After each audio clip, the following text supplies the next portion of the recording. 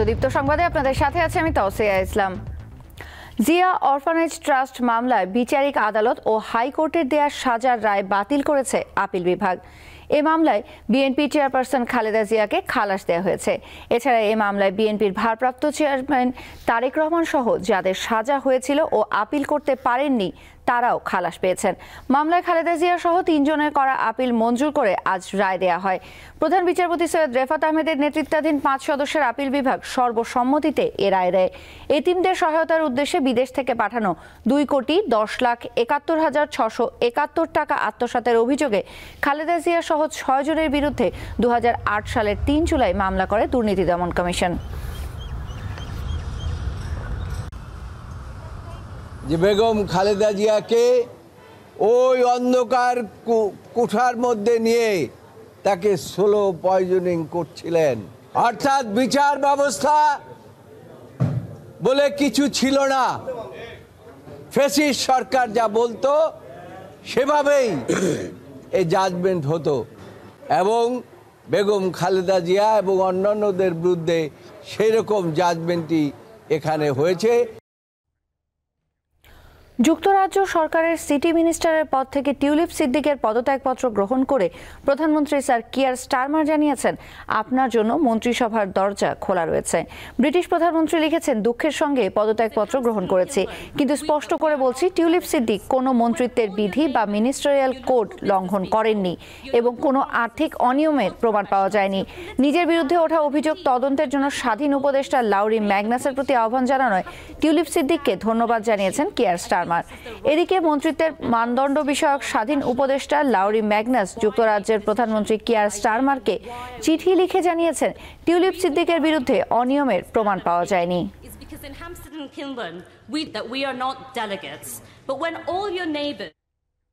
যুক্তরাজ্যের অর্থনীতি বিষয়ক মিনিস্টারের পদ থেকে টিউলিপ সিদ্দিকের ইস্তফার পর তার স্থলাভিষিক্ত হচ্ছেন লেবার পার্টির এমপি এমা রেনল্ডস।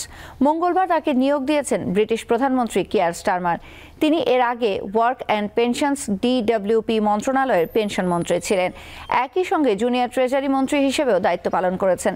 বিনামূল্যে পাওয়া ফ্ল্যাট, বিপুল পরিমাণ অর্থ আত্মসাতের অভিযোগ ওঠায় ক্রমশ চাপ বাড়ার ফলে ব্রিটিশ মন্ত্রিসভা থেকে পদত্যাগ করেছেন শেখ হাসিনার ভাগ্নি অর্থনীতি বিষয়ক মিনিস্টার টিউলিপ সিদ্দিক।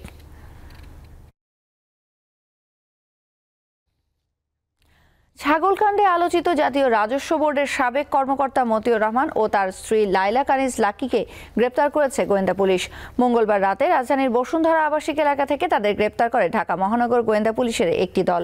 মতিউর রহমানের স্ত্রী লাইলা কানিজ নরসিংদীর রায়পুরা উপজেলার সাবেক চেয়ারম্যান। কোন মামলায় তাদের গ্রেপ্তার করা হয়েছে তা অবশ্য জানা যায়নি। মতিউর রহমান এর আগে ব্রাসেলসে বাংলাদেশের কমার্শিয়াল কাউন্সিলর, চট্টগ্রাম কাস্টমসের কমিশনার ও ভ্যাট কমিশনার সহ বিভিন্ন দায়িত্ব পালন করেছেন। 1994 সালে সরকারি চাকরিতে যোগ দেয়া এই কর্মকর্তা পড়ালেখা করেছেন ঢাকা বিশ্ববিদ্যালয়ের ফিন্যান্স বিভাগে। এর আগেও তার বিরুদ্ধে দুর্নীতির অভিযোগ উঠেছে, সেসব তদন্ত করেছে দুদক।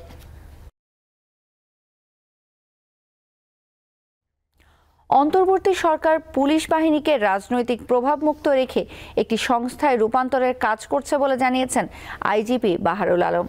বুধবার রাজশাহীর সারদায় বাংলাদেশ পুলিশ একাডেমিতে 40তম ক্যাডেট সাব ইন্সপেক্টরদের প্রশিক্ষণ সমাপনী কুচকাওয়াজ অনুষ্ঠানে তিনি কথা বলেন। আইজিপি বলেন, সততা, নিষ্ঠা ও কর্মদক্ষতা পুলিশ বাহিনীর ভাবমূর্তিকে আরও উজ্জ্বল করবে এবং পুলিশের প্রতি জনগণের আস্থা বৃদ্ধিতে সহায়ক ভূমিকা পালন করবে। পুলিশ একাডেমির প্যারেড গ্রাউন্ডে সমাপনী কুচকাওয়াজে অভিবাদন গ্রহণ করেন আইজিপি। পরে বিভিন্ন ক্ষেত্রে শ্রেষ্ঠত্ব অর্জনকারীদের মধ্যে পুরস্কার বিতরণ করেন তিনি। কুচকাওয়াজে 22 জন নারী অফিসার সহ 480 জন শিক্ষানবিশ ক্যাডেট অংশ নেন।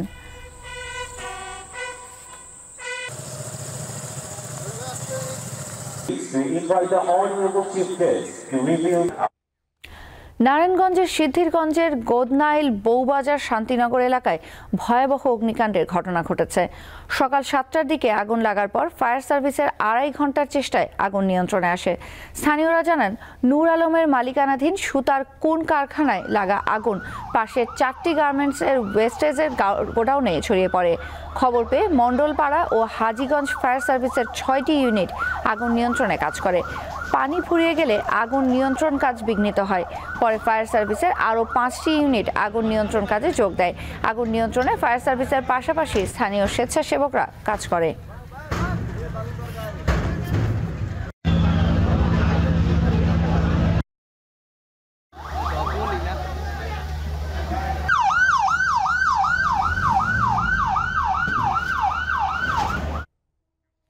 ঠাকুরগাঁওয়ের রত্নাই সীমান্তের 0 পয়েন্ট ঘেঁষে 380 নম্বর পিলার থেকে 392 নম্বর পিলারের বিভিন্ন স্থানে বেশ কিছু পাহারা চৌকি বসিয়েছে বিএসএফ। এ বিষয়ে বিস্তারিত জানাতে যোগ দিচ্ছেন সহকর্মী মঈনুদ্দিন তালুকদার হিমেল। তল্লাশি চৌকির বিষয়ে বিডিআরের পক্ষ থেকে কি কিছু বলা হয়েছে, আর সীমান্তের পরিস্থিতি এখন কেমন?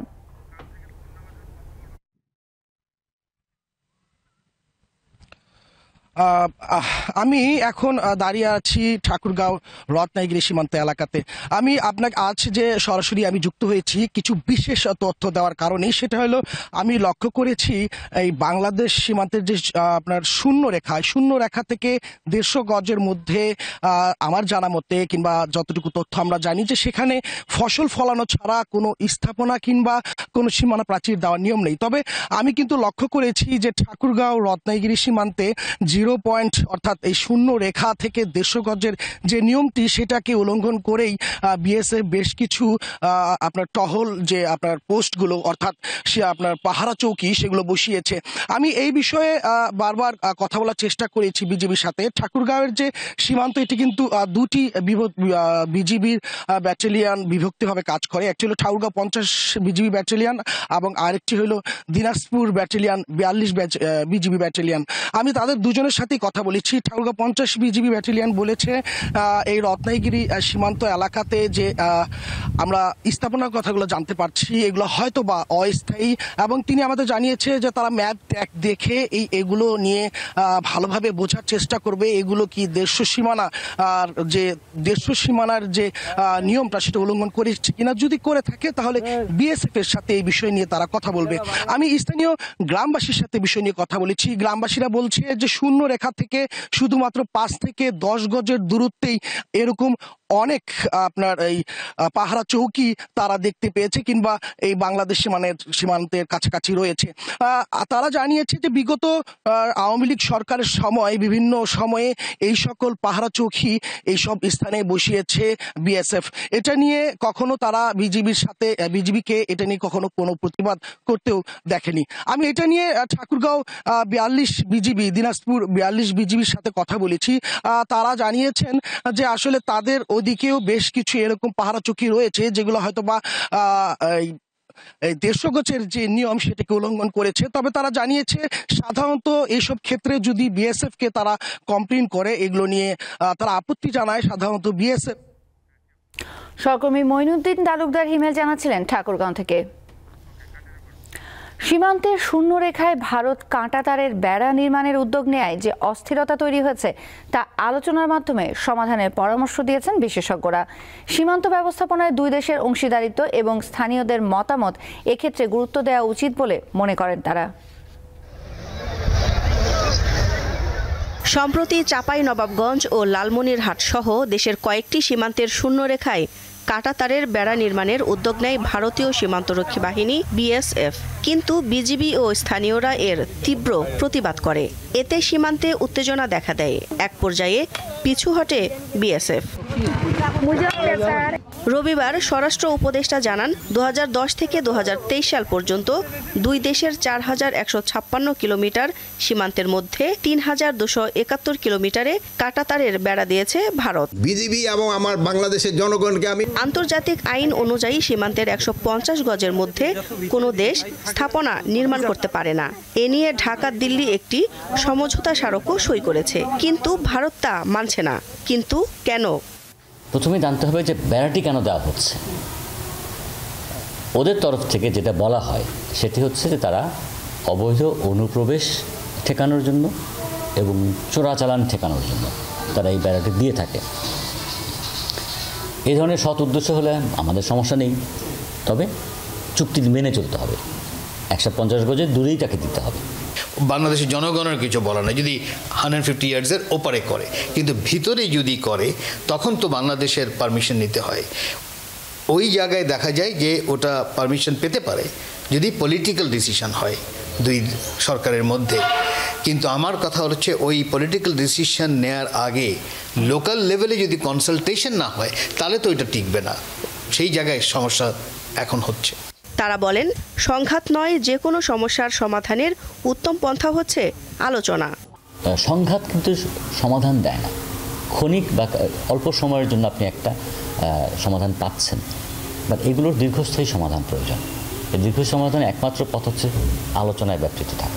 আমি ফেন্সিং দিলাম, সেখানে আমি জনগণকে আমি আটকালাম ঠিকই, কিন্তু রাতে তো আমি ঠিকই আবার আমার স্মাগলিং গুডসকে আমি পার করে দিচ্ছি, সেটা কেন হচ্ছে, তাই না? সেই জায়গায় একটা সমস্যা তো দাঁড়িয়েছে। তো এটা যদি দুই রাষ্ট্র যারা আছেন তারা যদি না বুঝেন যে এটাকে সমাধান করতে হবে। সীমান্তে বিএসএফের কাঁটাতারের বেড়া নির্মাণ ঘিরে ভারতীয় হাইকমিশনারকে তলব করে প্রতিবাদ জানিয়েছে ঢাকা। অন্যদিকে নয়াদিল্লি বাংলাদেশের দূতকে ডেকে নিয়ে তাদের অবস্থান ব্যাখ্যা করেছে।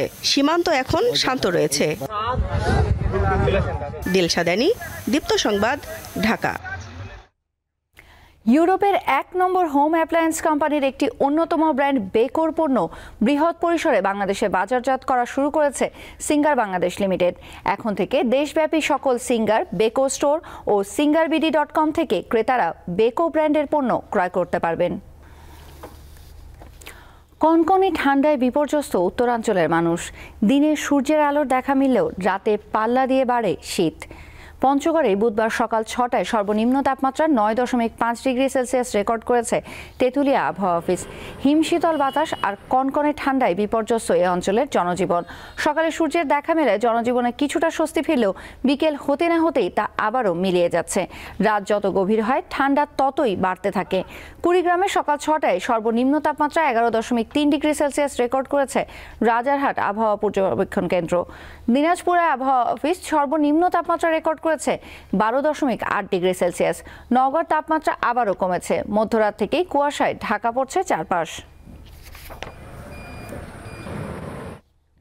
ফেলে রাখা প্লট কৃষি জমিতে রূপান্তরের উদ্যোগ নিয়েছে স্বপ্নধারা। আবাসন প্রতিষ্ঠান স্বপ্নধারার প্লট ফার্মিং এর ফলে ভূমিহীন কৃষক পাচ্ছেন চাষের জমি, আর প্লটের মালিক পাচ্ছেন নিজের জমির ফসল। স্বপ্নধারা কর্তৃপক্ষ জানিয়েছে, তাদের প্লট ফার্মিং এর মতো দেশের অন্যান্য রিয়েল এস্টেট ফার্মগুলো এগিয়ে এলে বদলে যেতে পারে শহরের কৃষি, আর সাথে ভূমিহীন কৃষক পাবেন চাষের জমি।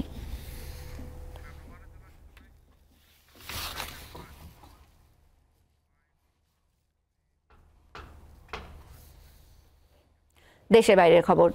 দক্ষিণ কোরিয়ার অভিশংসিত প্রেসিডেন্ট ইউন সুক ইয়োলকে গ্রেপ্তার করা হয়েছে। বুধবার স্থানীয় সময় ভোরবেলা রাজধানী সিউলে ইউনের ব্যক্তিগত বাসভবন থেকে তাকে গ্রেপ্তার করা হয়। মঙ্গলবার রাতে 300 পুলিশ এবং দক্ষিণ কোরিয়ার দুর্নীতি দমন সংস্থার তদন্তকারীদের একটি দল ইউনের বাসভবনের বাইরে অবস্থান নেয়। তারপর ভোরে তাকে গ্রেপ্তার করে মূল শহর অভিমুখে রওনা হয়। তাৎক্ষণিক এক প্রতিক্রিয়া ইউনের আইনজীবীরা জানিয়েছেন, এই গ্রেপ্তার অবৈধ এবং ইউনকে জনসম্মুখে হেয় করার জন্যই তাকে গ্রেপ্তার করা হয়েছে। যুদ্ধবিধ্বস্ত গাজায় ইসরায়েলি বাহিনীর হামলায় গত 24 ঘন্টায় আরও 61 জন নিহত হয়েছে। এছাড়া আহত হয়েছে অন্তত 281 জন। চলমান হামলায় এ পর্যন্ত নিহতের সংখ্যা 46,600 জনেরও বেশি। এদিকে গাজা উপত্যকায় যুদ্ধবিরতি আর জিম্মিদের মুক্তির বিষয়ে কাতারের দোহায় আলোচনা আবারও শুরু হয়েছে। এই আলোচনার মধ্যস্থতাকারী দেশ কাতার বলছে, তারা এখন একটি চুক্তির কাছাকাছি অবস্থায় পৌঁছেছে। গাজায় যুদ্ধবিরতি ও জিম্মি মুক্তির চুক্তি হলে প্রধানমন্ত্রী বেনিয়ামিন নেতানিয়াহুর সরকার থেকে পদত্যাগের হুমকি দিয়েছেন ইসরায়েলের কট্টর ডানপন্থী মন্ত্রী ইতামার বেন গাভির।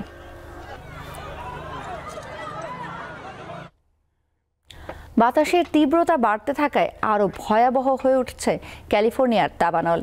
আগামী 24 থেকে 72 ঘন্টার মধ্যেই পরিস্থিতি সর্বোচ্চ বিপজ্জনক পর্যায়ে যেতে পারে বলে আশঙ্কা করা হচ্ছে। আর্দ্রতা কম থাকায় আগের চেয়েও দ্রুত গতিতে নতুন অঞ্চলে আগুন ছড়াচ্ছে। দাবানলে পুড়তে থাকা এলাকায় চুরি ও লুটপাট চালানোর ঘটনায় নতুন করে আরও 10 জনকে আটক করা হয়েছে। ক্যালিফোর্নিয়ার দক্ষিণাঞ্চলে এখন 14,000 দমকল কর্মী কাজ করছে। তাদের সহায়তা করছে 84টি এয়ারক্রাফট ও 1,354টি ফায়ার ইঞ্জিন। এই ছিল এখনকার মতো। আমাদের পরবর্তী সংবাদ দুপুর 2টায় দেখার আমন্ত্রণ রইল। এছাড়া অনলাইনে আরও নতুন নতুন তথ্য পেতে যুক্ত থাকুন দীপ্তর ডিজিটাল প্ল্যাটফর্মগুলোতে।